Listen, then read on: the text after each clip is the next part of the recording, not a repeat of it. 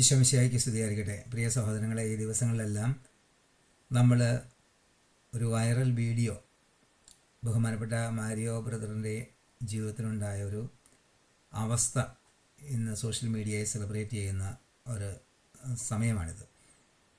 അത് കുറേയൊക്കെ കണ്ടു കഴിഞ്ഞപ്പോൾ ഞാൻ വിചാരിച്ചു ഒരു അഭിപ്രായം ഞാൻ പങ്കുവയ്ക്കാമെന്ന് വിചാരിച്ചു. അതുകൊണ്ട് വലിയ പ്രയോജനം ഉണ്ടായിട്ടോ ആരെങ്കിലും പരിഗണിക്കുമായിട്ടോ അല്ല, പക്ഷേ എൻ്റെ ഹൃദയത്തിൽ കിട്ടിയ ഒന്ന് രണ്ട് ചിന്തകൾ പങ്കുവയ്ക്കുകയാണ്.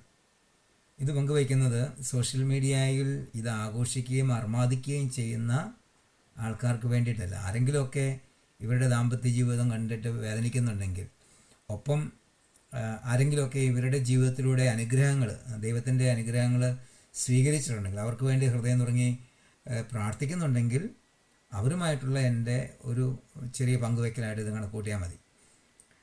നമുക്കറിയാം, വചനം തന്നെയാണ് എല്ലാത്തിനും ആധാരം. 1 കൊറിന്തോസ് 10, 11, 12 വചനങ്ങൾ പറയുകയാണ്, ഇതെല്ലാം അവർക്കൊരു താക്കീതായിട്ട് സംഭവിച്ചതാണ്. അപ്പോൾ ഞാനിതിനെ കാണുന്നത് ഇത് എനിക്കൊരു താക്കീതായിട്ടാണ്. ഒരു പാഠമാകേണ്ടതിന് അവയെല്ലാം എഴുതപ്പെട്ടിരിക്കുന്നത്. യുഗങ്ങളുടെ അന്തിമഘട്ടത്തിലാണല്ലോ നാം വന്നെത്തിയിരിക്കുന്നത്. ഇപ്പം ഇത് ലോകാവസാനം അല്ലെങ്കിൽ യുഗാന്ത്യം എന്നുള്ള ചില സൈനുകളൊക്കെ നമ്മൾ ഈ നാളുകളിൽ കാണുന്നുണ്ട്. ആകയാൽ നിൽക്കുന്നു എന്ന് വിചാരിക്കുന്നവൻ വീഴാതെ സൂക്ഷിച്ചു കൊള്ളട്ടെ. ഇതാണ് എല്ലാവർക്കുമുള്ള മെസ്സേജ്, ഞാൻ ഉൾപ്പെടെയുള്ള എല്ലാവർക്കും. ഇന്ന് എനിക്ക് 2 കാര്യങ്ങളാണ് ഇതിനകത്ത് പങ്കുവയ്ക്കാനുള്ളത്. ഒന്ന്, ശുശ്രൂഷകരായിട്ടുള്ള ആൾക്കാരോട്, പ്രത്യേകിച്ച് ദാമ്പത്യ ജീവിതത്തിലേക്ക് ദൈവവുമായിട്ട് ഒരു ഉടമ്പടിയിൽ ഏർപ്പെട്ടിരിക്കുന്ന, ദാമ്പത്യ ഡ്യൂട്ടി നിർവഹണത്തിന് പ്രാധാന്യം കൊടുക്കുവാനായിട്ട് ദൈവം വിളിച്ചിരിക്കുന്ന ശുശ്രൂഷകർ. നമുക്കറിയാം, നമുക്കൊരു ധ്യാനമൊക്കെ കൂടി 2 പ്രസംഗമൊക്കെ കേട്ട് കഴിയുമ്പോഴത്തേനും നമുക്കും എന്തെങ്കിലുമൊക്കെ ചെയ്യണം, കർത്താവിന് വേണ്ടി ചെയ്യണം എന്നൊക്കെയുള്ളൊരു തീക്ഷ്ണമായ ആഗ്രഹം വരും. ഇവിടെയാണ് പ്രശ്നങ്ങൾ ആരംഭിക്കുന്നത്. തീക്ഷ്ണമായ ആഗ്രഹം, നമ്മൾ വചനം കേട്ടു, ആത്മാവിൽ ജ്വലിച്ചു, പിന്നെ നമ്മൾ പലപ്പോഴും പലരുടെയും ഗൈഡൻസിലാണ് നമ്മൾ പോകുന്നത്. അപ്പോൾ നമ്മളെ ഗൈഡ് ചെയ്യുന്നവർ എത്ര കണ്ട് നമ്മളോട് കമ്മിറ്റഡ് ആണ് എന്നും കൂടെ നമ്മളൊന്ന് ആത്മശോധന ചെയ്യേണ്ടതാണ്. കാരണം ദൈവം ആഗ്രഹിക്കുന്ന ദാമ്പത്യ വിളിയിൽ തന്നിരിക്കുന്ന നമ്മൾ ദാമ്പത്യ ജീവിതത്തിൻ്റെ ജീവിതത്തിൽ ഉണ്ടാകാനിടയുള്ള അസ്വസ്ഥതകളെ ഓവർകം ചെയ്ത് ഒരേ ഹൃദയത്തോടെ, ഭാര്യയും ഭർത്താവും ഒരേ ഹൃദയത്തോടെ ശുശ്രൂഷയിൽ വ്യാപരിക്കാൻ സാധിക്കുമെങ്കിൽ മാത്രമേ അതിന് ദൈവം എൻഡോഴ്സ് ചെയ്യുന്നു എന്ന് എൻ്റെ എളിയ ബുദ്ധിക്ക് തോന്നുന്നുള്ളൂ. കാരണം എന്ന് വെച്ചാൽ, ദൈവം ഏൽപ്പിച്ചിരിക്കുന്ന ദാമ്പത്യ ജീവിതത്തിൽ അസ്വസ്ഥത പടർത്തിക്കൊണ്ട്, അവിടെ ബുദ്ധിമുട്ടുണ്ടാക്കിക്കൊണ്ട് നമ്മൾ മുന്നോട്ടൊരു ശുശ്രൂഷയുമായിട്ട് മുന്നോട്ട് പോകുമ്പോൾ അത് നമ്മുടെ കുടുംബജീവിതത്തെ പ്രതികൂലമായിട്ട് ബാധിക്കുന്നുവെങ്കിൽ അതിൽ നമ്മൾ ആത്മശോധന ചെയ്യേണ്ടതാണ്. അവിടെ ഭാര്യയും ഭർത്താവും ഒന്നിച്ചിരുന്ന് ആലോചിച്ച് ദൈവസന്നിധിയിൽ തീരുമാനമെടുക്കേണ്ടതാണ്. പക്ഷേ ഇത് നമ്മൾ പലപ്പോഴും ഇന്ന് കാണുന്നൊരു സംഭവം ഇതാണ്. അതിനെ മറച്ചു വെച്ചുകൊണ്ട്, അതിനെ അവഗണിച്ചുകൊണ്ട് നമ്മൾ മുന്നോട്ട് പോകുമ്പോൾ പല അസ്വസ്ഥതകളും നമ്മുടെ കുടുംബജീവിതത്തിലുണ്ടാകുന്നു. ഈ പറഞ്ഞ അത് എൻ്റെ ജീവിതത്തിലും ബാധകമാണ്. അപ്പോൾ ഞാനുൾപ്പെടെയുള്ളവർ എല്ലാവരും ഒന്ന് ആത്മശോധന ചെയ്യേണ്ട ഒരു കാര്യമായിട്ടാണ് എനിക്കിന്ന് ഇവരുടെ അവസ്ഥ കണ്ടപ്പോൾ തോന്നി. വേറൊരു കാര്യം, നമുക്കറിയാം, ഇതാർക്കും സംഭവിക്കാം. ബെനീൻ എന്ന് പറയുന്ന ലോകപ്രശസ്തനായ സുവിശേഷകൻ, ഞാൻ ഓർക്കുന്നു, ഞാൻ ജോലി ചെയ്തുകൊണ്ടിരുന്ന സ്ഥലത്ത് ഹോട്ടലിൽ പുള്ളി താമസിക്കാൻ വന്നപ്പോൾ പേഴ്സണൽ സെക്യൂരിറ്റിയുമായിട്ടാണ്, എനിക്കത് ഒരു 10-12 വർഷം മുമ്പാന്ന് തോന്നുന്നു, സെക്യൂരിറ്റിയുമായിട്ടാണ് അവിടെ വന്നത്. അപ്പോൾ അത്രയ്ക്കും ആ ഫ്ലോറിലൊക്കെ സെക്യൂരിറ്റികൾ, അത്രയ്ക്കും ഫേമസ് ആയിട്ടുള്ള, ശക്തനായിട്ടുള്ള ആ വ്യക്തി, അദ്ദേഹം ജീവിതത്തിൽ ഡിവോഴ്സ് ചെയ്ത് 2-3 വർഷം സെപ്പറേറ്റ് ആയിട്ട് താമസിച്ചു. വീണ്ടും എനിക്ക് 2011 2013 അങ്ങനെ എന്താ, വീണ്ടും ഈ 2024 വീണ്ടും ഞാനിങ്ങനെ AI സെർച്ച് ചെയ്തപ്പോൾ കണ്ടതാണ്, 24 വീണ്ടും ഭാര്യ ഡിവോഴ്സിന് കൊടുത്തിട്ടുണ്ട് എന്നിങ്ങനെ കേട്ടു. അത് എത്ര കണ്ട് ശരിയാണെന്ന് അറിയത്തില്ല. പക്ഷേ എന്നാലും ഈ നിൽക്കുന്ന ആൾക്കാർക്ക് വീഴാനായിട്ട് സാധ്യത ഒത്തിരിയേറെയാണ്.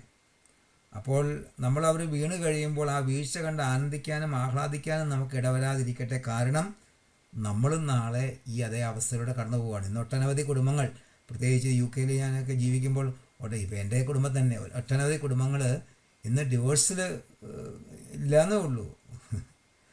അവരുടെ കുടുംബജീവിതം അതുപോലെ കലഹത്തിലും അസ്വസ്ഥതയിലും സെപ്പറേറ്റിലുമായിട്ട് ഒത്തിരി കുടുംബങ്ങൾ കഴിയുന്നുണ്ട്. അപ്പം ചിലയിടത്ത് അത് പ്രകടമാകുന്നു.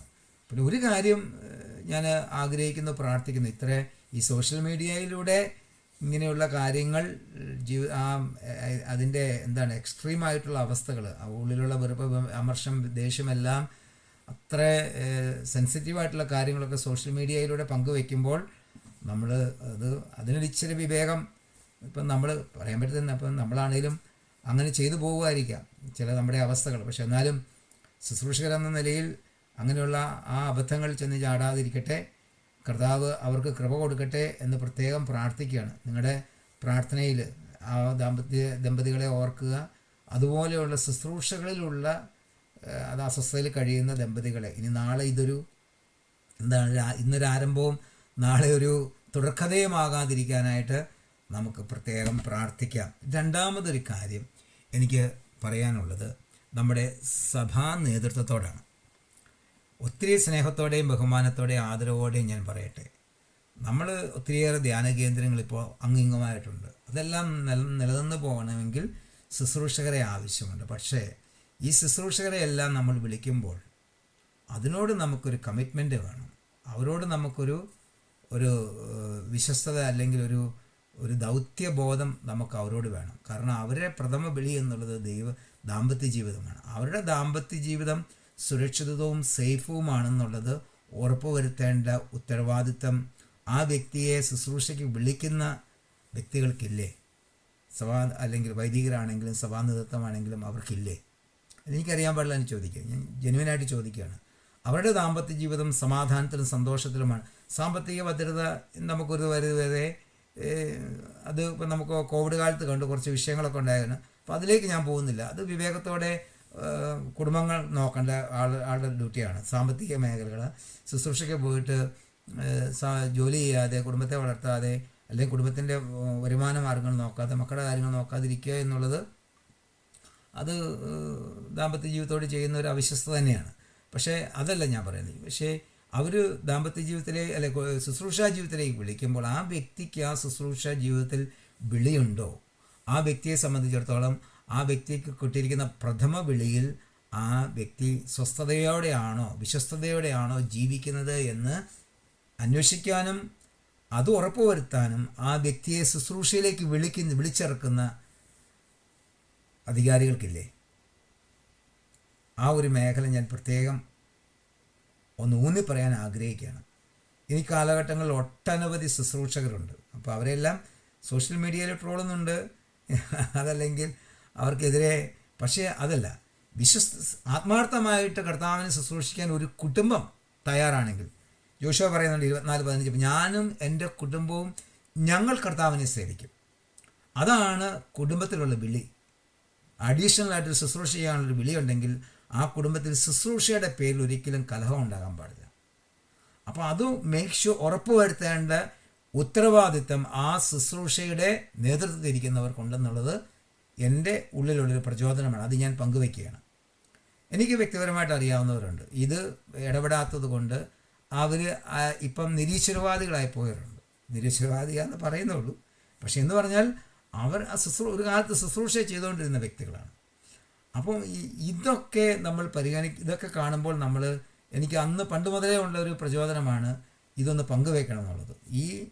ആര് ശുശ്രൂഷയ്ക്ക് വിളിച്ചോ, ഏത് മിനിസ്ട്രി വിളിച്ചോ, it should be their obligation to make sure those are called is comfortable in their ministry, especially in their family life. അവരുടെ മക്കൾ, ഫാമിലി ലൈഫ് എല്ലാം അവർ സന്തോഷവാരാണ് എന്നുള്ളത് മേക്ക് ഷുവർ ചെയ്യേണ്ടത് ഇവരുടെ ഉത്തരവാദിത്തമാണ്. രണ്ടാമതൊരു കാര്യം, ശുശ്രൂഷകരായിട്ട് വന്നു കഴിഞ്ഞാൽ നമുക്കൊരു ധാരണയുണ്ട്. അതെനിക്ക് ഇല്ലയെന്ന് ഞാനൊന്നും പറയുന്നില്ല കേട്ടോ. നമ്മളെ ഏൽപ്പിച്ചിരിക്കുന്ന വൈദികർ, നമ്മുടെ ഇടവുകാരികളൊക്കെ അവർക്കൊരു ആത്മീയതയില്ല, അവർ പ്രാർത്ഥിക്കുന്നില്ല, അല്ലെങ്കിൽ അവർ പോരാ, അവർ നമ്മൾ ഉദ്ദേശിക്കുന്ന രീതിയിലൊന്നും വരുന്നില്ല. അപ്പോൾ അതുകൊണ്ട് അവരെ അങ്ങോട്ട് തഴഞ്ഞിട്ട് നമ്മൾ സൂപ്പർമാൻ ആയിട്ടുള്ള നമ്മുടെ ഒരു മനോഭാവം, അതിൽ നിന്ന് കർത്താവ് എന്നെയും രക്ഷിക്കട്ടെ എന്ന് ഞാൻ പ്രാർത്ഥിക്കുകയാണ്. അപ്പോൾ ഈ മനോഭാവം എന്താണ്? ഈ മനോഭാവം കാരണം നമ്മൾക്ക് ക്രമേണ വിധേയത്വമില്ലാതെ വരികയാണ്. ഇന്ന് ഒട്ടുമിക്ക മിനിസ്ട്രിയിലുമുള്ള കാര്യം തന്നെ പരസ്പരം ഒരു വിധേയത്വമില്ലായ്മ, സ്നേഹമില്ലായ്മ, പരസ്പരം ഉള്ളിൽ അസ്വസ്ഥതയും ഭാരവും വെച്ചുകൊണ്ട് പുറമേ ചിരിച്ചുകൊണ്ട് ചിരിച്ചുകൊണ്ടുള്ള ശുശ്രൂഷ ജീവിതം, അതല്ലെങ്കിൽ മറ്റ് അല്ലെങ്കിൽ ശുശ്രൂഷയിലെ നേതൃത്വത്തിലുള്ളവരോട് മാത്രം അവർ പറഞ്ഞാൽ മാത്രം കാര്യങ്ങൾ ചെയ്യുന്ന അവസ്ഥ, ഇങ്ങനെ ഒരു അവസ്ഥയിലൂടെയൊക്കെയാണ് ചില മിനിസ്ട്രികളൊക്കെ കടന്നു പോകുന്നത്. അപ്പം ഈ അവസ്ഥ ഉണ്ടാകാതിരിക്കാൻ നമ്മൾ പരിശീലിക്കേണ്ട അല്ലെങ്കിൽ നമ്മളെ വിളിച്ചവർ ശ്രദ്ധിക്കേണ്ട കാര്യം ഇതാണ്: നമ്മൾ സഭയെ നമുക്ക് തന്നിട്ടുള്ള ഇടവക സംവിധാനത്തോടും ഇടവക വൈദികനോടും നമ്മൾ വിധേയത്വമുള്ളവരായിരിക്കണം. ആളെത്ര വലിയ ശുശ്രൂഷ, എനിക്കറിയാം, വ്യക്തിപരമായിട്ട് അറിയാം, 1-2 ശുശ്രൂഷകരെ പറഞ്ഞിട്ടുണ്ട്, എൻ്റെ അച്ഛൻ എൻ്റെ ഇടവക വികാരി എന്നീ ശുശ്രൂഷ നിർത്താൻ പറയുന്നു, അന്ന് ഞാൻ നിർത്തും. വലിയ ശുശ്രൂഷകർ പങ്കുവച്ചിട്ടുള്ളതാണ്. അപ്പം അതേ ഒരു മനോഭാവം നമുക്കുണ്ടെങ്കിൽ തീർച്ചയായിട്ടും ഒരു പരിധിവരെ നമ്മുടെ കുടുംബജീവിതത്തിലെ പ്രശ്നങ്ങൾ പങ്കുവയ്ക്കാനും അതിന് പരിഹാരം പറയുമ്പോൾ അതിന് കേൾക്കാനും നമുക്ക് ഒരാത്മാവിലൊരു എളിമയുണ്ടായിരിക്കും. അപ്പം ഈ 2 കാര്യങ്ങളാണ് എനിക്ക് പങ്കുവയ്ക്കാനുള്ളത്. ഒന്നാമത്തെ കാര്യം, ശുശ്രൂഷകരായിട്ടുള്ള നമ്മൾ ഈ ഒരു മേഖല, നമ്മുടെ വിളിയും തെരഞ്ഞെടുപ്പും, പത്രോസ്ലീഹ പറഞ്ഞ പോലെ വിളിയും തെരഞ്ഞെടുപ്പും ഊട്ടി ഉറപ്പിക്കാൻ നമുക്ക് സാധിക്കട്ടെ. രണ്ടാമത്തെ കാര്യം, എന്തെങ്കിലുമൊക്കെ വിഷയം ഉണ്ടായിക്കഴിഞ്ഞാൽ ഈ കാലഘട്ടത്തിൽ സോഷ്യൽ മീഡിയ, അതുപോലെ മക്കളും മാതാപിതാക്കൾക്ക് വിഷയം ഉണ്ടാകുമ്പോൾ, അവർ തമ്മിൽ കലഹം ഉണ്ടാകുമ്പോൾ അതെല്ലാം വീഡിയോ പകർത്തി സോഷ്യൽ മീഡിയയെ പങ്കുവയ്ക്കുക എന്നുള്ളത് അത് ഒരു നല്ല കാര്യമല്ല. അത് എത്ര ഇതാണെങ്കിലും ശരി, അത് മിനിസ്റ്റേഴ്സ് അല്ല, അത് സാധാരണക്കാരാണെങ്കിൽ കൂടിയും പ്രൈവസി ആയിട്ടുള്ള കാര്യങ്ങളൊക്കെ അത് പ്രൈവറ്റായിട്ടിരിക്കട്ടെ. കാരണം അത് റെക്കൺസിലിയേഷന് കൂടുതൽ വിഘാതം സൃഷ്ടിക്കും.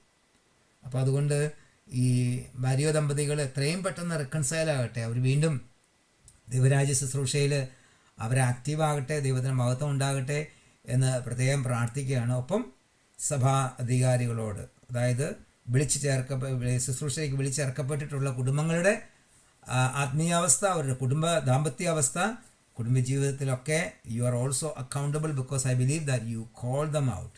മേക്ക് ഷുവർ ചെയ്യണം, if they are not comfortable, let them take a break.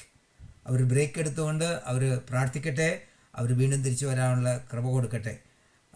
ഒപ്പം തന്നെ ഇടവക സംവിധാനങ്ങൾ ശക്തിപ്പെടണം. ഇടവകയിൽ വരുന്ന വൈദികരോടൊരു കാര്യം, പ്രത്യേകിച്ച് UK വരുന്ന വൈദികരോടൊരു കാര്യം, ഇവിടെ നീറി പുകയുന്ന അനേകം അഗ്നിപർവ്വതങ്ങളാണ് കുടുംബങ്ങൾ. കുഞ്ഞുങ്ങളെ ഓർത്ത് ഞങ്ങൾ ഒത്തിരിയേറെ വ്യാകുലപ്പെടുന്നു. ഞങ്ങളുടെ ആത്മരക്ഷയെക്കുറിച്ചും ഞങ്ങളുടെ കുഞ്ഞുങ്ങളുടെ ഭാവിയെക്കുറിച്ചും അവരുടെ ആത്മരക്ഷയെക്കുറിച്ചും ഭാവി സഭയെക്കുറിച്ചും നിങ്ങൾക്ക് യാതൊരു താല്പര്യവും ബോധ്യവും ഇല്ലെങ്കിൽ ദയവായിട്ട് ഇങ്ങോട്ട് വരരുത്. ദയവായിട്ട് IELTS ഉണ്ടെന്ന് വിചാരിച്ചുകൊണ്ട്, അല്ലെങ്കിൽ നിങ്ങൾ സംസാരിക്കാൻ കഴിവുണ്ടെന്ന് വിചാരിച്ചുകൊണ്ട് മാത്രം ഇങ്ങോട്ട് വരരുത്. ഒരു കുർബാനയില്ലേ, ഞായറാഴ്ച ഒരു കുർബാനയില്ലേ, നിങ്ങൾ ബാക്കി ഭയങ്കര തിരക്കിലിരിക്കാൻ വേണ്ടിയിട്ടാണെങ്കിൽ ഇങ്ങോട്ട് വരരുത്, ദയവായിട്ട് വരരുത്. നിങ്ങൾ ഞങ്ങളുടെ ആത്മരക്ഷയെക്കുറിച്ചും ഞങ്ങളുടെ കുടുംബത്തിൽ വല്ലപ്പോഴും വന്ന് ഞങ്ങളെ ക്ഷേമം അന്വേഷിക്കാനും ഞങ്ങൾക്ക് വേണ്ടി പ്രാർത്ഥിക്കുവാനും ഞങ്ങളുടെ ആത്മരക്ഷയ്ക്ക് വേണ്ടി തീവ്രമായി അധ്വാനിക്കാൻ താല്പര്യമുള്ള, ഞങ്ങൾക്ക് പിതാവിൻ്റെ സ്ഥാനത്ത് നിൽക്കാൻ ദൈവകൃപയുള്ള വൈദികർ മാത്രമേ ഇങ്ങോട്ട് വരാവുള്ളൂ. കാരണം അതല്ലെങ്കിൽ നിങ്ങളും വീണുപോകും. നിങ്ങളുടെ ആത്മരക്ഷയും കോമായിലാവും. അതുകൊണ്ട് ദയവായിട്ട് ഈ ഒരു കാര്യം കൂടി ഇതിനോട് ചേർത്ത് വെച്ച് പ്രാർത്ഥിക്കുന്നു, അതിനുവേണ്ടി ആഗ്രഹിക്കുന്നു.